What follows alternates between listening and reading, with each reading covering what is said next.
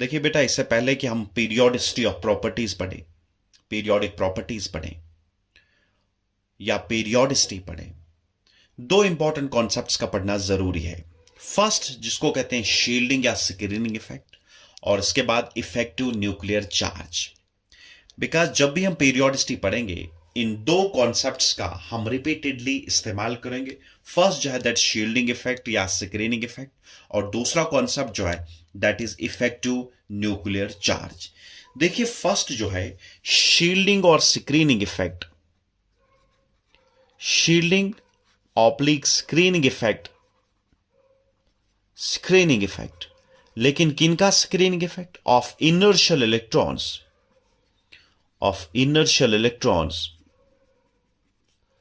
on the valence electron,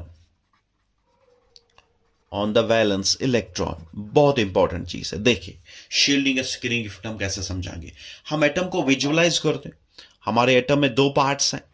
एक जो होता है दैट्स कॉल्ड न्यूक्लियस, और इसके बाद हमारे पास एक्स्ट्रा न्यूक्लियर पार्ट है जिसमें हमारे पास शेल्स हैं, सब शेल्स हैं, ऑर्बिटल्स हैं। अब देखिए, सपोज हमारे पास जब हम आउटर मोस्ट शेल की बात करते हैं, आउटर मोस्ट शेल जिसको वैलेंस शेल कहते हैं, सपोज इसमें इलेक्ट्रॉन है और इस इलेक्ट्रॉन को न्यूक्लियस अट्रैक्ट करता है through electrostatic force of attraction. तो Z is atomic number, number of proton. Suppose अगर इस एटम में 10 प्रोटॉन्स हैं तो 10 प्रोटॉन्स इस इलेक्ट्रॉन को अट्रैक्ट कर रहे हैं। लेकिन इस अट्रैक्शन के साथ साथ जो अंदर वाले इलेक्ट्रॉन्स हैं, इनर शेल में जो इलेक्ट्रॉन्स हैं, वो इस इलेक्ट्रॉन को साइमल्टेनियसली रिपेल करते हैं। So it is being repelled by these inertial electrons. तो as a result, न्यूक्लियस जिस फोर्स से इस इलेक्ट्रॉन को अट्रैक्ट करना चाहता है, it gets reduced, it gets decreased. अगर ये इनर्शियल इलेक्ट्रॉन्स नहीं है तो हमारे इस न्यूक्लियस में अगर 10 प्रोटॉन्स हैं तो 10 के 10 प्रोटॉन्स इसको अट्रैक्ट करें। लेकिन जब हमारे पास इनर्शियल इलेक्ट्रॉन्स हैं तो ये इलेक्ट्रॉन्स इसको रिपेल भी करते हैं। तो इस अट्रैक्टिव फोर्स जो है, this attractive force gets reduced. And this is nothing, this reduction in attract force by the inertial electrons is called screening or shielding effect. So you can say the decrease in attractive force, the decrease in attractive force due to exerted by the nucleus, ऐसे लिखेंगे exerted by the nucleus on the valence shell electron, on the valence shell electron due to the presence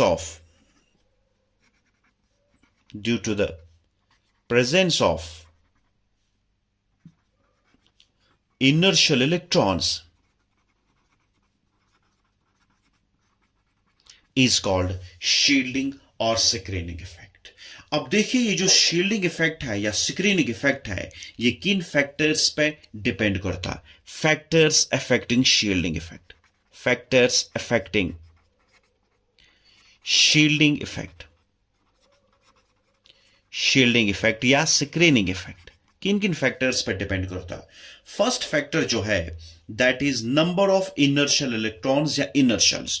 तो first factor जो है it is number of inertial electrons,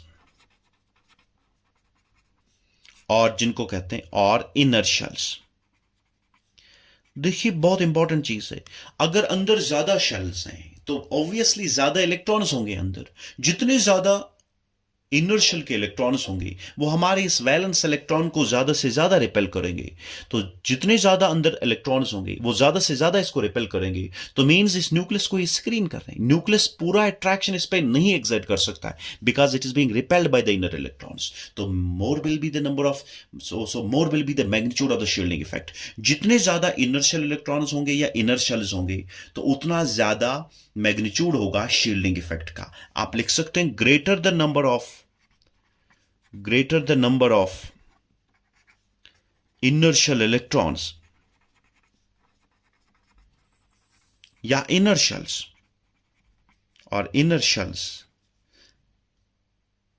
greater will be the magnitude, greater is the magnitude of shielding effect. बहुत आसान। जितने अंदर shells ज्यादा होंगे, inner shells ज्यादा होंगे या इनर शेल्स इलेक्ट्रॉन ज्यादा होंगे, उतना हमारे इस वैलेंस शेल इलेक्ट्रॉन पर रिपल्शन होगा, तो एज अ रिजल्ट उतना ज्यादा शील्डिंग या स्क्रीनिंग इफेक्ट होता है। सो दैट मीन्स ये इनर शेल इलेक्ट्रॉन्स हमारे इस न्यूक्लियस को शील्ड कर रहे हैं, स्क्रीन कर रहे हैं, ये इस वैलेंस इलेक्ट्रॉन को बचाते हैं इस न्यूक्लियस से। So that's why this decrease in reduction force is nothing but shielding और स्क्रीनिंग इफेक्ट। हम इसको एग्जाम्पलीफाई करेंगे, जितने ज्यादा इनर शेल इलेक्ट्रॉन्स होंगे या इनर शेल्स होंगे, उतना ज्यादा शील्डिंग इफेक्ट होगा या स्क्रीनिंग इफेक्ट होगा। अगर हम ग्रुप फर्स्ट की बात करेंगे, जिनको आप एल्कली मेटल्स कहते हैं, तो जिसमें हमारे पास लिथियम आता, सोडियम आता, पोटेशियम आता, रुबीडियम आता, और हमारे पास सीजियम आता और फ्रेंशियम आता, रेडियो एक्टिव। तो देखिए, जब हम लिथियम की बात करेंगे, लिथियम में 3 इलेक्ट्रॉन्स है, फर्स्ट शेल में 1 है और लास्ट शेल में वैलेंस शेल में 1 इलेक्ट्रॉन है। फर्स्ट शेल में 2, वैलेंस शेल में 1। जब हम सोडियम की बात करेंगे, 3 शेल्स हैं, 2 8 1। अगर हम पोटेशियम की बात करेंगे, 4 शेल्स हैं, 2 8 8 1। तो अगर हम रुबीडियम की बात करेंगे, इट इज 2 8 18 8 1। और अगर हम सीजियम की बात करेंगे, it is 2 8 18 18 8 1। So that means in lithium you have 2 shells, in sodium you have 3, in potassium you have 4, in rubidium you have 5, in cesium you have 6। तो यहां पर अगर हम लिथियम में वैलेंस शेल इलेक्ट्रॉन की बात करेंगे, ये लास्ट वाले शेल में जो 1 इलेक्ट्रॉन है, तो अंदर जो है number of electrons in inner shell कितने हैं? So number of electrons in inner shell, inner shell में कितने इलेक्ट्रॉन्स हैं? लिथियम में सिर्फ 2 है, सोडियम में 10 है और इसमें 18 है। और अगर हम रुबीडियम की बात करेंगे तो ये इनर शेल इलेक्ट्रॉन्स होंगे 36।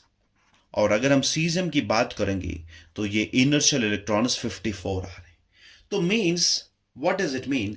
दैट मीन्स लिथियम में जो अंदर इनर शेल इलेक्ट्रॉन्स 2 हैं, सोडियम में 10 हैं, पोटेशियम में 18 है, और इन द सेम वे अगर हम रुबीडियम की बात करेंगे 36 हैं, और अगर हम सीजियम की बात करेंगे तो 54 इनर शेल इलेक्ट्रॉन्स है। मैंने ये भी कहा, greater the number of inner shell electrons और inner shells, greater is the magnitude of shielding और स्क्रीनिंग इफेक्ट। तो ऑर्डर ऑफ शील्डिंग अगर हम देखेंगे, तो सबसे ज्यादा ऑर्डर ऑफ शील्डिंग जो है, तो डाउन द ग्रुप जो है it will increase, order of shielding will increase down the group. क्यों? बिकॉज अंदर लिथियम में सिर्फ 2 इलेक्ट्रॉन्स हैं, 2 इलेक्ट्रॉन इसको शील्ड कर रहे हैं, इसको 10 इलेक्ट्रॉन शील्ड कर रहे हैं, इसको 18 इलेक्ट्रॉन इस वैलेंस इलेक्ट्रॉन को शील्ड कर रहे हैं, इसको 36 इलेक्ट्रॉन शील्ड कर रहे हैं, और इस वैलेंस इलेक्ट्रॉन को हमारे पास 54 इलेक्ट्रॉन शील्ड कर रहे हैं। तो डाउन द ग्रुप शील्डिंग या स्क्रीनिंग इफेक्ट जो है वो इंक्रीज होता है, तो it increases down the group. तो जो ही हम डाउन द ग्रुप जाएंगे, शील्डिंग या स्क्रीनिंग इफेक्ट जो है it increases from lithium to caesium. तो इसलिए मैंने कहा, जितने ज्यादा इनर शेल इलेक्ट्रॉन्स होंगे या इनर शेल्स होंगे, उतना ज्यादा शील्डिंग इफेक्ट होगा या स्क्रीनिंग इफेक्ट। देखिए बेटा, सेकेंड फैक्टर जो है, जिस फैक्टर पे हमारा शील्डिंग इफेक्ट, सेकेंड फैक्टर जो है that is type of orbital. Type of orbital यानी हमारा इलेक्ट्रॉन किस ऑर्बिटल में, type of orbital occupied by the electron, by the electrons. Electrons किस ऑर्बिटल में, एस में है, पी में है, डी में है, तो शील्डिंग इफेक्ट कैसे होगा? देखिए, जब हम एक सेम शेल की बात करते हैं, तो हमारे सेम शेल में देखिए सब शेल्स हो सकते हैं, एस भी हो सकता है, let it be NS, NP, ND, NF. So for a given shell, so your subshells can be S, P, D and F. हम देख रहे हैं, क्योंकि S subshell जो है it's close to the nucleus, ये ज्यादा से ज्यादा it so means the electrons present in the S subshell, they spend most of their time near to the nucleus because S orbital is more penetrating. सबसे ज्यादा जो nucleus को penetrate करता है वो S ऑर्बिटल है, इसके बाद P, इसके बाद D और इसके बाद F. सो मीन्स अगर हम पेनिट्रेशन पावर देखेंगे, मीन जो इलेक्ट्रॉन हमारे इस S ऑर्बिटल में होगा, ये प्रेफर करेगा it stays close to the nucleus as compared to the P, तो P जो है it stays close to the nucleus as compared to D, and D stays close to the nucleus as compared to F। तो जब हम penetration power की बात करते हैं, पेनिट्रेशन पावर की बात करते हैं, पेनिट्रेशन पावर की जब हम बात करते हैं, हम देखते हैं for a given shell ns orbital is more penetrating than np, np is more penetrating than nd, nd is more penetrating than nf। So means यहां पर देखिए वैल्यू ऑफ n सेम है, same shell, where we are talking about the same shell, लेकिन value of L जो है, value of L जिसको आप कहते हैं azimuthal quantum number, substring quantum number या एंगुलर मोमेंटम क्वांटम नंबर कहते हैं। तो वैल्यू ऑफ L S के लिए 0 होता है, P के लिए 1 होता है, D के लिए 2 होता है, और F के लिए 3 होता है। So that means, what does it mean? तो मीन्स स्क्रीनिंग या पेनिट्रेशन पावर जो होता है वो इंक्रीज होता है with increase in the value of L। So you can say penetration power, you can say penetration power of s, p, d, f orbitals belonging to same shell decreases as the value of L increases।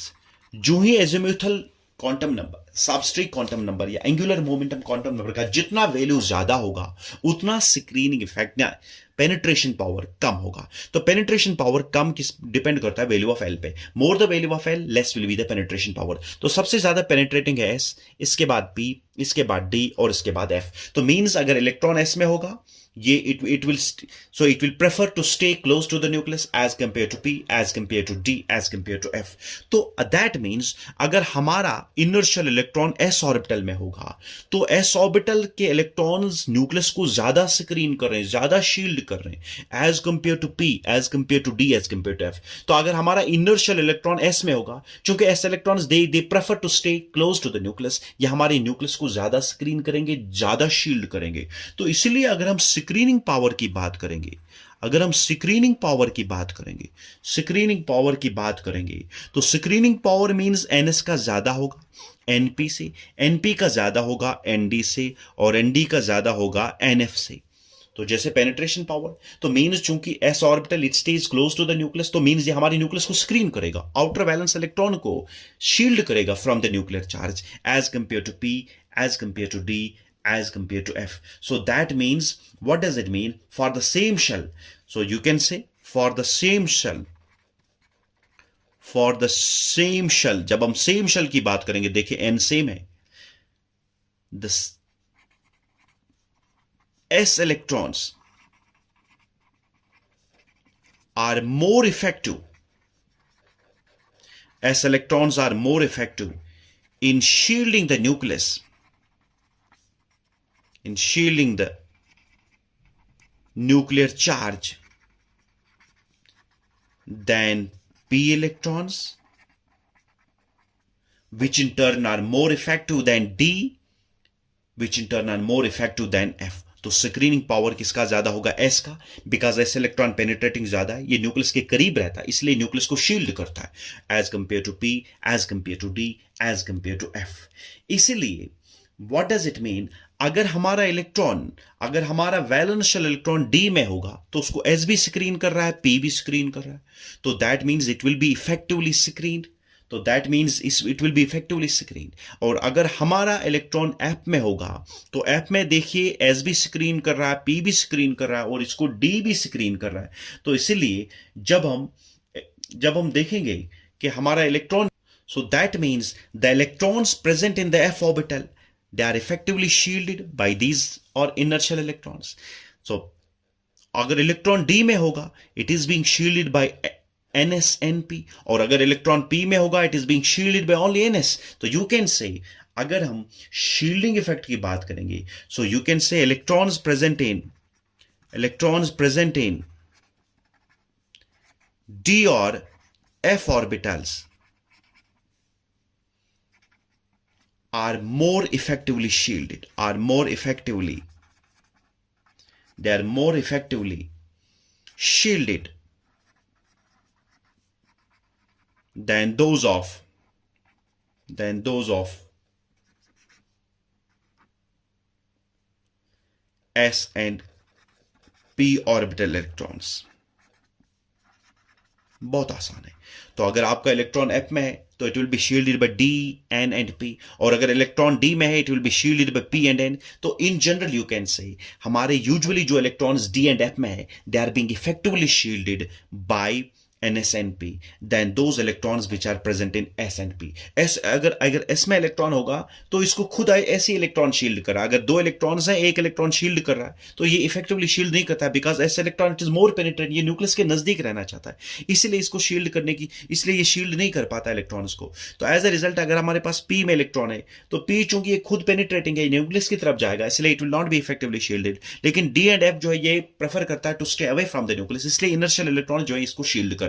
इसलिए जो electrons f में होंगे या d में होंगे they are being effectively shielded by the inertial electrons as compared to those electrons which are present in s and p orbital electrons. अब देखिए second जो कॉन्सेप्ट है that is called effective nuclear charge. हम कैसे effective nuclear charge को calculate करेंगे? By making use of Slater's rules.